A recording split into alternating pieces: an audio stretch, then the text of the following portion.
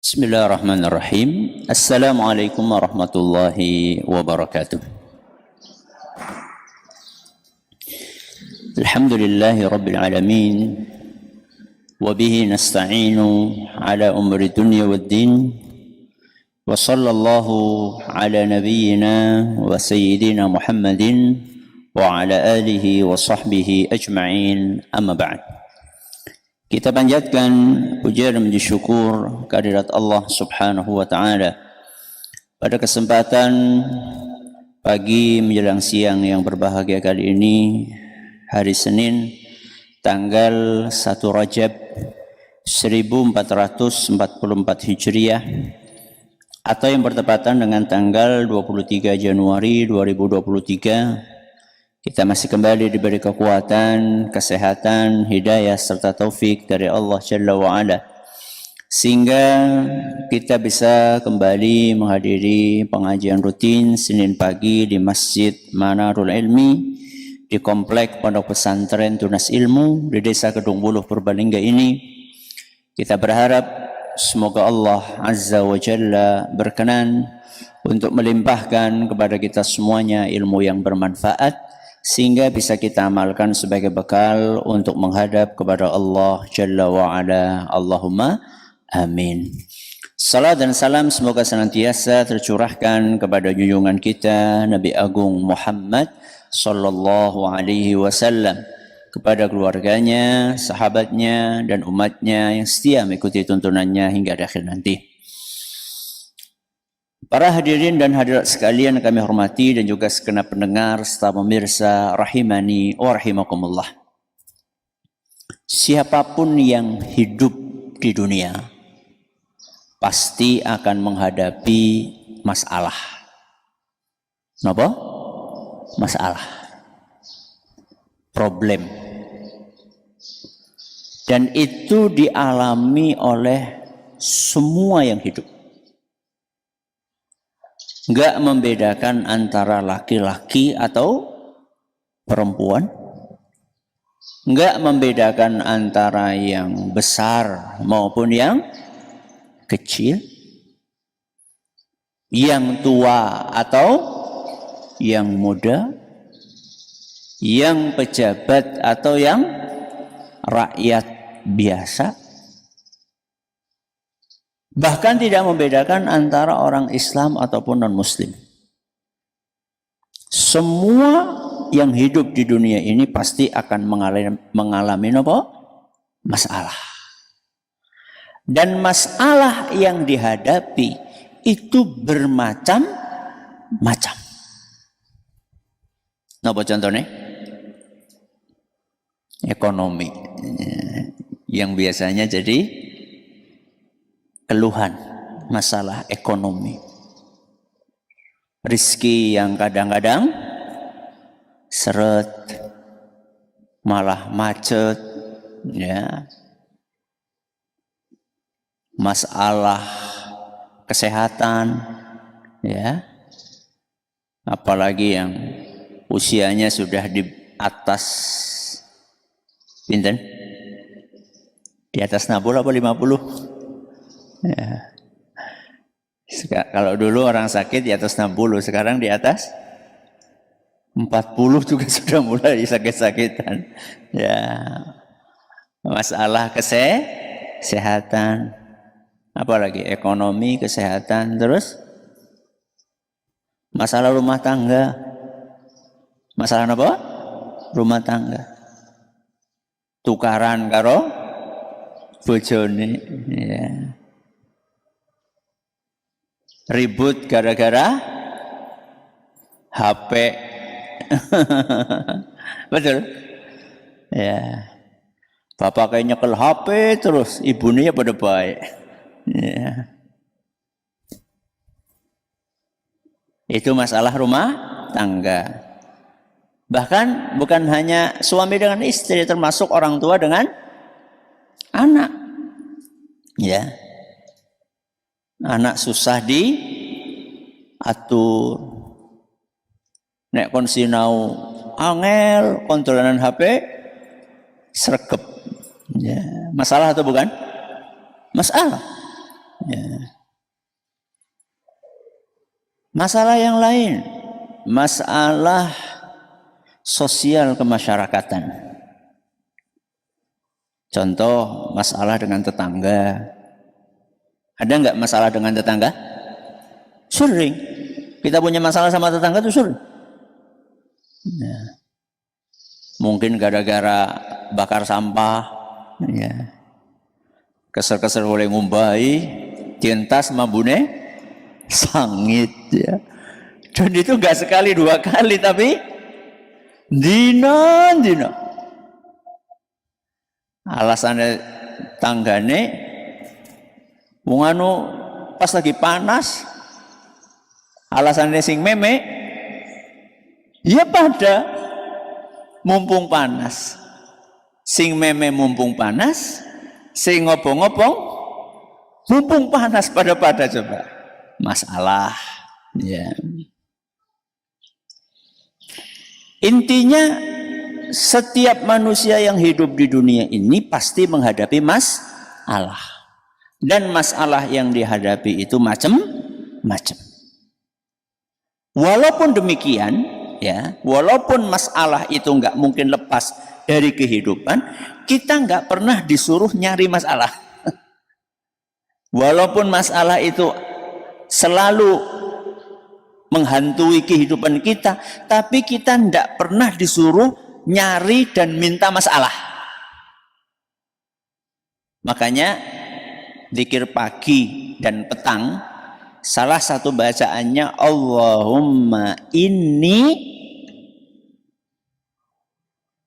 apa jajal ini? As'alukal afwa wal afiyata fid dunya wal akhirah. Mau esok dibaca apa ora? Allahumma inni as'alukal afwa wal afiyata fid dunya wal akhirah. Ya Allah, Allahumma inni as'aluka, sungguh aku meminta kepadamu. Ini sungguh aku. Berarti ini jaluknya temenan apa mboten temenanan? Temenan, beneran kita minta. Makanya pakai kata apa? Ini. Ini itu artinya sesungguhnya aku. Bener-bener. Jadi bukan sekedar minta. Minta beneran sama Allah. Serius kita mintanya. Apa yang kita minta? Al-afwa. Kenapa al-afwa? Maaf. Minta maaf. Sama siapa? Sama Allah. Kenapa minta maaf? Karena kesalahan kita yang sangat banyak. Terus apa lagi? Wal afiyata. Afiyah niku napa? Mbok jenengan sering ya muga-muga sehat wal afiyat. Afiyat niku napa? Keselamatan. Napa? Keselamatan. Keselamatan dalam urusan apa? Fid dunia wal akhirah. Di dunia urusan dunia, di akhirat urusan akhirat.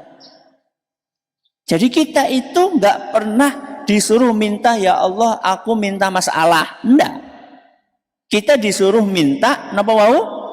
Keselamatan. Tapi ya kita nggak pernah minta masalah. Tapi kalau datang masalah, pripun? Jangan lari.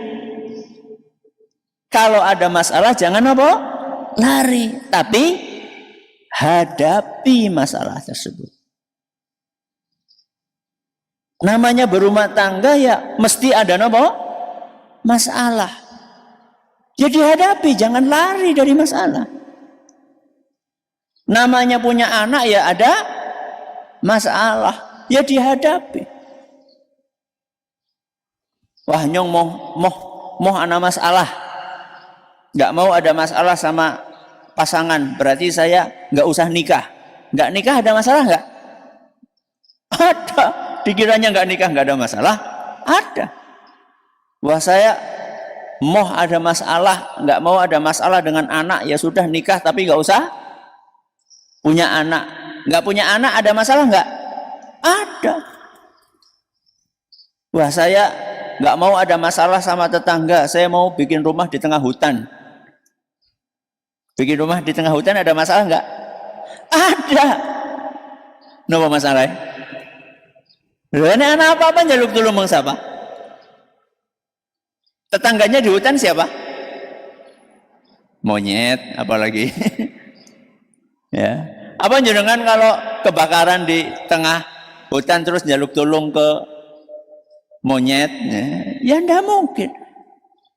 Jadi kita ini nggak pernah disuruh minta masalah, tapi kalau ketemu masalah, masalah itu dihadapi. Nah, menghadapi masalah itu ada yang sukses dalam menghadapinya, ada yang gagal. Jadi orang itu ketika menghadapi masalah, ada yang sukses saat menghadapinya, berhasil melewati masalah itu walaupun masalahnya berat, dan ada yang gagal menghadapi masalah itu walaupun masalahnya kecil. Oh bisa Ustaz? Masalah besar berhasil dilewati, masalah kecil gagal dihadapi. Kok bisa? Jawabannya yang pertama adalah karena taufik dari sinten? Allah. Kenapa yang ini bisa berhasil, yang ini gagal? Karena yang berhasil ini mendapatkan taufik dari Allah, yang gagal tidak mendapatkan taufik dari Allah. Taufik siapa? Taufik ya tanggaku. Taufik apa? Bantuan, pertolongan, petunjuk. Itu artinya apa? Taufik. Ya. Apa arti taufik? Bantuan, apa lagi? Pertolongan, terus petunjuk. Jadi orang yang sukses itu ditolong sama Allah. Orang yang sukses itu dibantu sama Allah. Orang yang sukses itu dikasih petunjuk sama Allah, solusi untuk menghadapi masalah. Makanya dia tahu jalannya karena dikasih tahu sama Allah. Nah, yang gagal tadi berarti nggak dibantu sama Allah, nggak ditolong sama Allah, nggak dikasih petunjuk sama Allah, sehingga dia nggak menemukan solusinya. Padahal mungkin solusi itu ada di hadapan matanya, tapi nggak kelihatan. Mungkin sesuatu yang di depan mata tapi nggak kelihatan. Mungkin ketutupan. Karena ketutupan. Ini ibu-ibu di hadapan saya nggak kelihatan. Karena apa? Ketutupan. Solusi ada di depan mata tapi nggak kelihatan. Kenapa? Karena ketutupan. Ketutupan apa? Ketutupan dinding tebal dosa dan maksiat. Ketutupan apa? Dinding tebal dosa dan maksiat. Kakean dosa. Sehingga solusi yang ada di depan mata itu gak kelihatan. Karena ada tabir yang menutupi mata kita dari solusi tersebut, yaitu tumpukan dosa-dosa yang kita kerjakan. Jadi orang bisa sukses atau gagal karena apa tadi Bu? Taufik dari Allah. Yang kedua, orang bisa sukses dan gagal atau gagal dalam menghadapi masalah karena karakter. Kenapa? Karakter. Karakter sih apa? Sifat. Sifat yang ada di dalam diri orang tersebut. Karena menghadapi masalah itu perlu modal. Menghadapi masalah perlu apa? Modal. Modal yang terbesar itu bukan duit. Modal yang terbesar itu setelah taufik dari Allah adalah sifat kita. Kita ini punya sifat-sifat yang positif atau tidak? Atau sebaliknya, yang ada dalam diri kita adalah sifat-sifat yang negatif. Contoh anak masalah kerjanya ngeluh terus. Menyelesaikan atau tidak? Enggak. Ibu-ibu nek kompore bledos. Pripun, Bu? Aduh kepriwe gitu ya, Bu ya. Nek bapak-bapak kompore bledos pripun? Pada baik loh. Iya apa bedanya lanang karo wadon? Biasanya nih Bu, biasane nek wong lanang biasane. Nek wong lanang itu kalau orang laki-laki ada masalah itu mencari apa? Solusi biasanya. Solusinya apa? Jajar kompor jeblok terus murup, solusinya apa?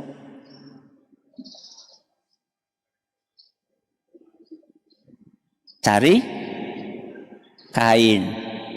Terus dibasahin. Terus ditutupkan. Ya. Cari kain, dibasahin, terus ditutupkan makluk. Supaya apinya mati karena nggak dapat oksigen. Nggak dapat oksigen. Tapi syaratnya kainnya dicemplungakan banyu disit aja kemul langsung diblok tambah gede. Masukkan bak dulu baru kemudian diblok. Itu namanya solutif, ngolet solusi. Jadi karakter, ketenangan, kemudian kedewasaan, pengalaman itu sangat berpengaruh untuk membantu kita sukses menghadapi masalah. Nah, yang akan kita jelaskan di sini adalah dua karakter modal menghadapi masalah. Yang pertama adalah kelembutan. Yang kedua adalah ketegasan. Apa Bu yang pertama?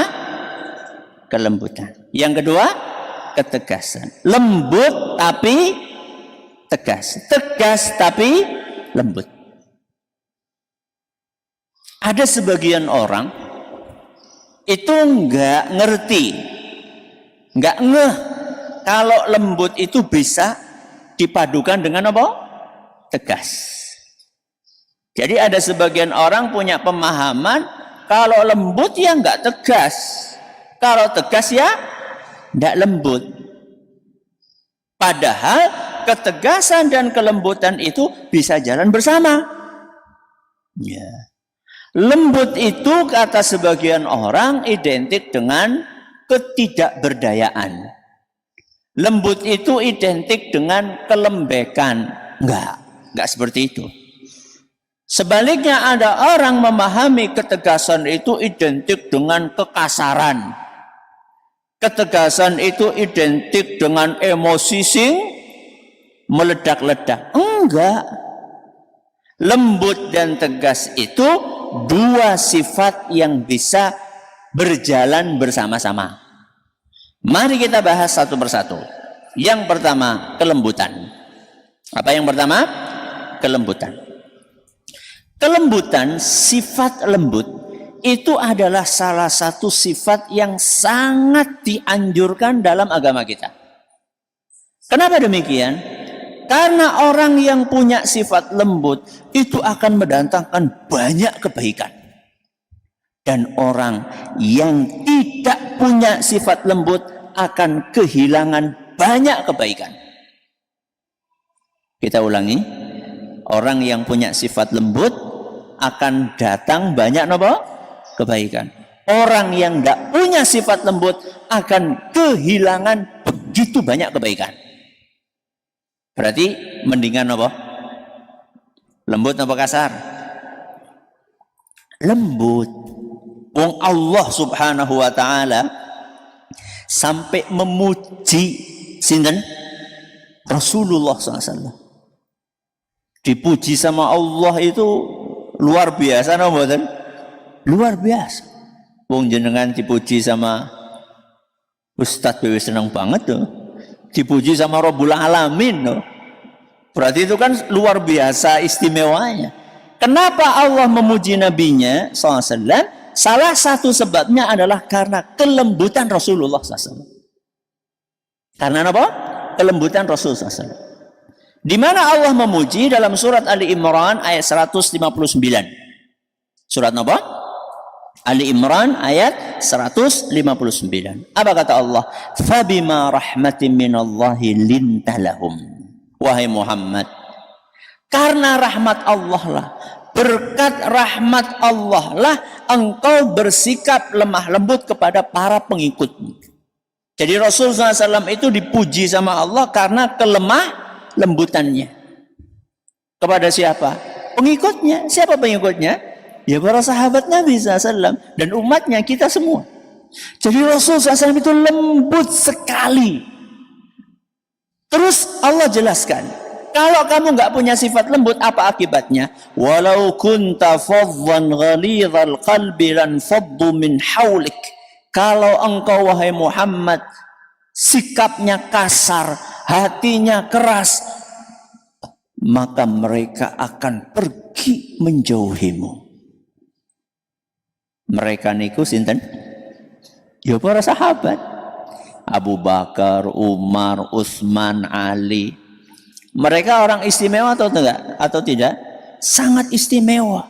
Orang-orang baik itu, kalau Rasul SAW menyikapi mereka dengan kekasaran, akan pergi mereka. Coba saya tanya sama jenengan. Bojone jenengan. Saya tanya sama bapak-bapak. Bojone jenengan. Sama Aisyah radhiyallahu anha. Imannya tinggi mana? Kok meneng bae? Bojone jenengan sama Aisyah, istri Nabi, imannya tinggi mana? Aisyah. Kalau Rasul kasar sama Aisyah, pergi Aisyah. Padahal imannya tinggi banget. Nek jenengan kasar sama bojone pripun? Minggat. Oke, sekarang saya tanya ibu-ibu. Suaminya jenengan Bu sama Abu Bakar As-Siddiq, imannya tinggi siapa Bu? Iya, ana bandingannya Abu Bakar pasti. Ya. Rasul SAW kalau kasar sama Abu Bakar akan pergi menjauh dari Nabi SAW. Apalagi ibu-ibu kasar sama suaminya, lu nggak, mending mangan nang warung. Ya. Nang warung kan bakule ayu ramah, ayu. Bakule apa? Ramah. Coba sekarang kalau jenengan ke warung, apa yang dilakukan oleh penjaga warung? Langsung gagean nyiapkan darno apa Pak gitu. Ngunjuk nopo gitu kan. Saya tanya, kalau bojone jenengan kados niku mboten. Madang wis tinggal dolanan HP. Ya, makan aja dicuekin sama istri. Istrinya malah mainan HP. Buka tudung saji orang apa-apa. Ya. Bayangkan Rasulullah SAW itu dipuji sama Allah karena apanya? Kelembutannya. Nah, lembut itu mewujudkannya dengan cara apa? Saya bawakan di sini. Contoh lembut. Apa? Sabar. Apa yang pertama? Sabar. Jadi orang itu bisa dikatakan lembut kalau sabar. Terutama sabar ketika menghadapi hal-hal yang bisa memancing emosi. Ya. Entah itu terpancing karena pola anak kita, atau terpancing karena pola suami kita, atau terpancing karena pola tetangga atau istri atau siapapun. Lembut itu enggak gampang terpancing emosi. Jadi kalau misalnya jenengan ngelihat anak itu polae Masya Allah, kalau jenengan lembut itu sing sabar. Ya, sing sabar. Sudah. Terus Kesabaran itu ditandai dengan kata-katanya halus. Kelembutan itu ditandai dengan kata-katanya apa? Halus. Halus itu berarti tidak menyakitkan. Bahasa Jawa ini ora nyelekit. Ya. Jadi kalau ngomong itu orang yang lembut, kalau ngomong itu kata-kata yang dipilih, kata-kata yang enak didengar, tidak bikin kuping panas, tidak bikin kuping merah. Itulah orang yang lembut. Ya. Makanya kita disuruh oleh Allah Azza wa Jalla untuk memilih kata-kata yang ahsan. Ahsan itu artinya apa? Yang terbaik. Jadi kita ini dilatih sama Allah bukan untuk ngomong kata-kata yang hasan. Hasan itu artinya apa? Baik. Baik sama terbaik tinggi mana? Terbaik. Kita ini dilatih sama Allah supaya ngomong dengan kata-kata yang terbaik. Berarti kan levelnya bukan hanya sekedar milih kata yang baik, tapi yang paling baik.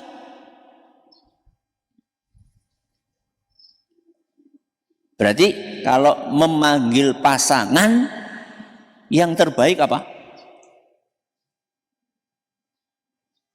Jo. Ya, apa yang G apa maksudnya? Peyang apa sayang apa? Ya. Apa eyang? Ya. Jadi kawit biyen, kawit bojo nganti tua. Nyeluke Jojo. Mari Jo apa siapa jadi? Ya. Manggil anak, manggil apa? Anak. Pakai panggilan yang terbaik. Ya, kalau kita orang Jawa ya apa Bu? Le atau nang. Kalau orang Jawa Timur biasanya apa? Nang. Kalau kita biasanya apa? Le. Ya. Kalau perempuan apa? Nduk. Ya.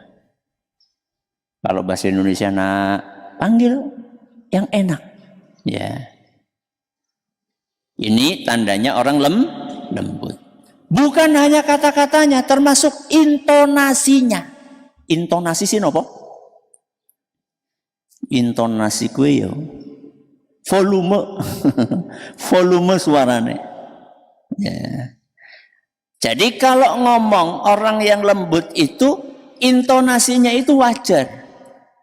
Jadi orang bengok-bengok, nggak teriak-teriak, tapi wajar, ya, datar, ya. Masih level yang membuat orang itu tidak memahami kita lagi marah. Kadang-kadang, walaupun bahasanya halus, tapi kalau intonasinya tinggi, orang yang diajak bicara ngira kita lagi nopo marah. Coba kalau kita panggil sudah enak ya manggilnya sayang. Sayang kan sudah enak ya. Tapi intonasinya dinaikkan. Pripun? Yang. Itu kan orang memahaminya apa? Lagi marah. Termasuk ketika kita manggil anak kita sudah baik-baik le. Ketika kita manggil le dengan kita naikkan intonasinya jadi apa? Le. Itu kan beda. Ya. Intonasi. Terus ekspresi wajah. Orang yang dilihatkan apanya? Wajahnya. Ekspresi wajah pun juga akan menunjukkan kelembutan seseorang. Jadi ketika kita wajahnya merah, matanya mendelik, keluar asap dari mana? Dari telinga. kayak nang film. Ya, ya nggak sampai gitu. Maksudnya ketika kita mukanya merah, matanya melotot, suaranya meninggi, itu ya orang selembut apapun kata yang kita ucapkan, orang itu akan memahami kita ini lagi marah-marah gitu loh. Makanya ketika kita komunikasi dengan orang lain, kita coba lihat muka kita bagaimana. Kadang-kadang bapak-bapak, ibu-ibu, para hadirin, para hadirat yang kami hormati, para pendengar, para pemirsa, kadang-kadang kita itu nggak sadar bahwa raut muka kita itu mengerikan. Nggak sadar. Kapan kita sadar? Nek ngaca. Nek apa? Ngaca. Saya pribadi pernah ditegur sama istri. Mas,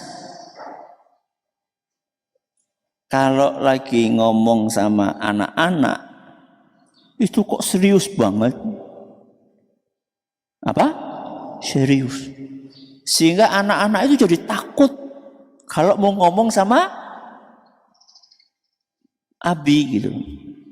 Istri saya ngomong sama saya, apa iya sih? Apa iya? Oh nggak percaya, coba sih. Akhirnya saya introspeksi. Iya ya, mungkin saya kalau mungkin karena kebiasaan serius ya. Ya ketika baca buku kan karena waktunya sering dipakai untuk baca buku, untuk nulis buku, untuk belajar. Jadi kan terbiasa kalau orang lagi konsentrasi kan pancen meraine itu rai apa? Rai serius gitu loh. Nah itu kadang-kadang terbawa ketika komunikasi sama anak. Ya, dan anak pahamnya Abi ini nggak ramah. Ya, karena kalau lagi ngomong itu nggak ada senyum-senyumnya. Akhirnya saya perbaiki. Sehingga kalau lagi ngomong sama anak ya merubah merubah ekspresi sehingga dengan senyuman kayak gini. Apa nak? Gimana? Termasuk ketika telepon. Nelpon anak di pondok, ya kan kita komunikasi sama anak kan lewat nopo? Telepon ketika di pondok. Itu beda loh ketika walaupun anak nggak bisa ngelihat raut muka kita, ketika kita ngomongnya gini, Assalamualaikum misalnya, anak telepon kita Assalamualaikum, kemudian kita katakan Waalaikumsalam. Abi sehat. Abi lagi apa? Lagi nelpon. Jenengan ketika dengar suara nggak lihat apa raut muka, itu jawaban yang hangat atau yang dingin? Ayo kita bedakan. Anak kita nelfon Assalamualaikum, kita jawab Waalaikumsalam. Ini apa? Hangat atau dingin? Hangat. Abi sehat? Alhamdulillah sehat. Lihat ya. Padahal dia nggak lihat muka kita, tapi dengar suara kita, dia tahu bahwa abinya itu lagi apa? Senang, lagi bombong. Bahkan, ya, saya bukan hanya ditegur ketika komunikasi sama anak, termasuk ketika ngisi kayak gini. Itu pertama kali saya ngisi, itu dikritik sama penonton. Ustadz kalau ngisi serem. Apa iya sih? Akhirnya saya lihat, kan direkam ya, saya lihat, iya ya orang namanya mesem-mesem ya. Makanya sekarang ini kalau saya ngisi, saya paksa, saya biasakan kalau ngomong di depan kamera itu dengan apa? Dengan senyuman. Alhamdulillah ya, mandan lah. Ya orang kayak mian lah ya.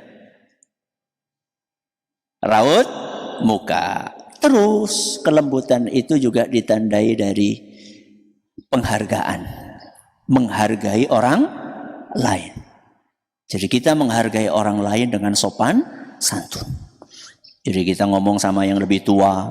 Apalagi yang lebih tua itu adalah ayah dan ibu kita. Maka unggah-ungguh, ya, tata krama itu harus diperhatikan. Ya. Yang lebih tua, guru kita, ustadz kita, bahkan sampai kakak kelas kita. Ya. Jadi ini termasuk yang harus dijaga oleh orang-orang yang pengen membangun sifat kelembutan dalam dirinya. Sudah, kita pindah. Lembut sudah selesai. Berarti tinggal apa? Tegas. Tinggal tegas. Tegas itu, Bapak Ibu, para pendengar, para pemirsa, itu lebih identik dengan berpegang terhadap prinsip. Tegas itu identik dengan berpegang terhadap apa? Prinsip. Ya. Jadi tegas itu tidak identik dengan kata-kata yang kasar, ya. Tegas itu tidak identik dengan intonasi yang tinggi. Tegas itu tidak identik dengan keberingasan, enggak. Tegas itu lebih identik kepada kekuatan kita dalam berpegang terhadap prinsip-prinsip kebenaran. Itulah ketegasan. Makanya Rasulullah SAW dalam hadis yang diriwayatkan oleh Imam Abu Dawud, dan hadis ini dinyatakan sahih oleh Imam Ibn Hibban, Imam Al-Hakim, dan Syekh Al-Albani, Rasulullah SAW pernah menyampaikan motivasi kepada kita. Apa kata beliau? Alaikum bisunnati wa sunnatil khulafa'ir rasyidin. Apa kata beliau? Wajib bagi kalian untuk mengikuti tuntunanku. Tuntunannya sinten? Tuntunan sinten? Rasul. Wajib atas kalian untuk mengikuti tuntunanku, sunnati wa sunnatil khulafa'ir rasyidin, dan mengikuti sunnah tuntunan para khulafa'ur rasyidin. Sinten khulafa'ur rasyidin? Sinten Bu? Pak, khulafa'ur rasyidin sinten? Abu Bakar, Utsman, Abu Bakar, Umar, Utsman, Ali. Rasulullah SAW memerintahkan kita untuk mengikuti tuntunan beliau dan tuntunan mereka. Terus apa kata beliau? Tamassaku biha. Tamassaku niku artinya apa? Berpegang teguhlah dengan tuntunan itu. Kurang, Nabi SAW tambahkan, wa'addu 'alaiha bin nawajid, dan gigitlah tuntunan itu dengan gigi geraham kalian. Maksudnya kemudian, jadi kertas ini tuntunan ini di apa? Dicokot itu. Ini adalah bahasa kiasan. Bahasa kiasan dari berpegang erat. Berpegang erat. Aja nganti copot. Makanya yang disebutkan di sini gigi apa? Geraham.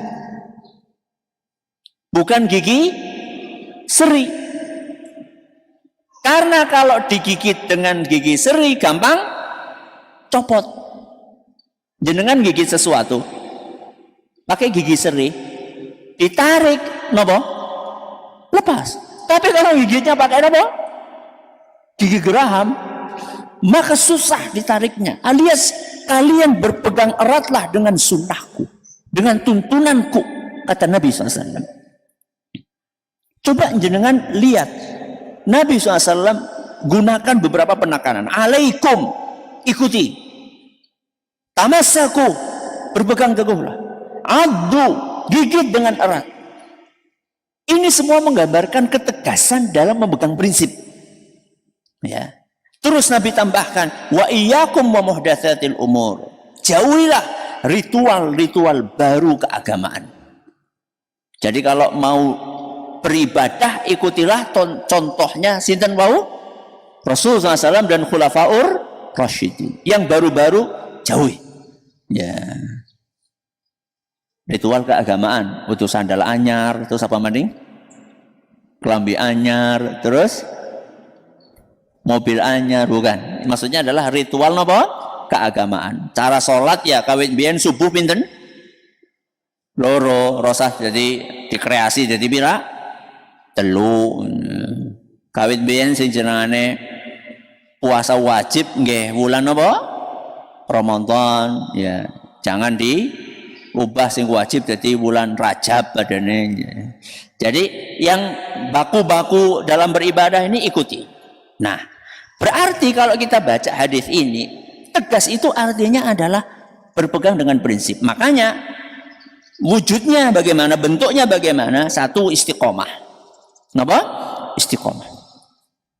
Jadi kalau sudah tahu jenengan ibu-ibu, bapak-bapak, kalau jenengan sudah tahu akidah yang benar seperti ini, istiqomah. Pegang erat-erat. Itu prinsip. Ya. Walaupun akhirnya jenengan diomong di belakang, ya, diomong di belakang oleh orang banyak karena ketegasan jenengan dalam berpegang prinsip, maka nggak usah pedulikan apa kata orang. Itu namanya tegas. Tapi kalau ketemu sama mereka, sing lembut itu berarti mesem. Ada sebagian orang nggak bisa membedakan. Dia pikir kalau kita berpegang dengan akidah Ahlussunnah wal Jamaah berarti nek ketemu karo tanggane besengut. Itu enggak seperti itu. Jadi lembut sama tegas itu bisa dipadukan. Jenengan bisa tidak ikut ritual-ritual yang enggak ada contohnya dari Nabi SAW. Jenengan enggak usah ikut, tapi kalau jenengan ada orang sakit, jenengan tengok. Kalau ketemu sama orang lain, jenengan senyum, 3S, apa? Salam, senyum, sapa. Ya. Mesem, salam, assalamualaikum, sapa, bari teng pundi. Ya. Kalau satu jenis tambah S yang keempat, napa? Salaman. Apa? Salaman. Kalau bukan lawan jenis. Ya, kecuali kalau lawan jenis itu mahram, salaman. Jadi istiqomah. Kemudian tandanya orang tegas itu tidak membiarkan kesalahan. Alias kalau istri kita melakukan kesalahan, suami kita melakukan kesalahan, anak kita melakukan kesalahan, itu jangan dibiarkan. Itu namanya tegas. Terus diapain Ustadz? Ya ditegur. Tapi negurnya dengan cara yang halus. Kuwi sing jenenge tegas lan lembut. Jadi kalau jenengan melihat istrine keluar rumah nggak pakai jilbab, pripun? Apa orang tahu? Bojone jenengan berarti jilbaban terus ya. Kalau jenengan melihat istri nyapu di depan rumah, nggak pakai apa? Jilbab, pripun? Diingatkan dong. Wah, nang ngarep omah iki lho. Nang ngarep ngarepe omah dalan kok. Setiap orang yang lewat ngelihat istri kita buka nopo? Buka jilbab kok dibiarkan? Enggak. Jangan dengan alasan kita kan harus halus. Halus itu tidak membiarkan kesalahan. Diingatkan, tapi diingatkannya dengan cara yang lembut. Bu, wis ngaji tahunan dene ora kudungan. Ada nggak Bu yang kadang-kadang keluar nggak pakai kerudung? Hah? Sineng kene? Ini jajal ngacung. Ya, wis ngaji tahunan keluar rumah nganggo daster tok. Si kepriwe? Ngajinya gimana? Suami mengingatkan. Anak melakukan kekeliruan, diingatkan. Jangan dibiarkan. Anak dolanan HP terus dicurahkan. Diingatkan dong. Fungsi ayah dan ibu mana? Harus tegas diingatkan. Tapi mengingatkannya dengan cara yang baik. Contoh nggak baik apa? Direbut HP-nya terus ponting, ngasuke ngetokakan duit gondandani. Lah, ditegur yang baik, dinasehati dari hati ke hati, dikasih alternatif kegiatan. Karena anak-anak itu kadang-kadang nggak punya alternatif kegiatan. tidak disediakan sama orang tuanya. Dolanan ora ditukokaken, sepeda ora ditukokaken, bal ora ditukokaken, sing ditukokaken apa nek? HP. Ya salah dewek. Ya, belikan bola, belikan sepatu, belikan sepeda. Kalau jangan punya uang, nggak punya uang ya yang second juga nggak masalah. Yang penting anak itu punya alternatif untuk kegiatan. Dan yang terakhir, disiplin menerapkan aturan yang sudah disepakati. Jadi kalau jenengan sama anak sudah sepakat, jenengan sama istri sudah sepakat aturan, contoh aturan penggunaan HP. Ayo Bu, sepakat nggih? Nek padane malam-malam habis isya HP diapain? Dimatikan. Ya, siang-siang waktunya istirahat HP dimatikan. Kalau sudah disepakati seperti itu, disiplin. Oh, istri melanggar, suami melanggar, diingatkan. Itulah ketegasan. Jangan dibiarkan. Pas banget jam 11. Mohon maaf yang gak ada tanya jawab karena memang temanya perlu dijabarkan. Mudah-mudahan apa yang kita pelajari bermanfaat bagi kita semuanya. Terima kasih atas perhatiannya. Mohon atas segala kurangannya. Mari kita akhiri dengan doa kafaratul majlis. Subhanakallahumma wa bihamdika asyhadu an la ilaha illa anta astaghfiruka wa atubu ilaik. Assalamualaikum warahmatullahi wabarakatuh.